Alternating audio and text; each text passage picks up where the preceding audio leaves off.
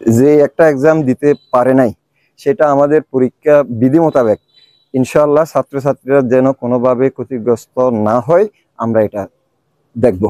এই আর বাকি যে এক্সাম ইনশাআল্লাহ এরা ঠিক মতো দিতে পারবে।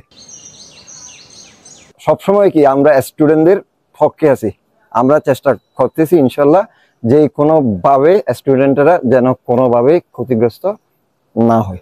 না না, এটা আমরা আজকে আসছি, আজকে থেকে ইনশাআল্লাহ এটা আমরা পুঙ্খানুপুঙ্খানু দেখব এবং যারা এটার সাথে যুক্ত আছে এরা কোনোভাবেই পার পাবে না। সেটার ব্যাপারে এটা হচ্ছে একটা গোপনীয়, এটা আমরা কোনোভাবেই যেন স্টুডেন্টরা ক্ষতিগ্রস্ত না হয় এটা গড়ে উঠছে, এজন্য আপনাদের কোনো ব্যবস্থা গ্রহণ এটা এখন আমরা এখন থেকে এগুলো স্ট্রিক্টলি দেখবো ইনশাআল্লাহ।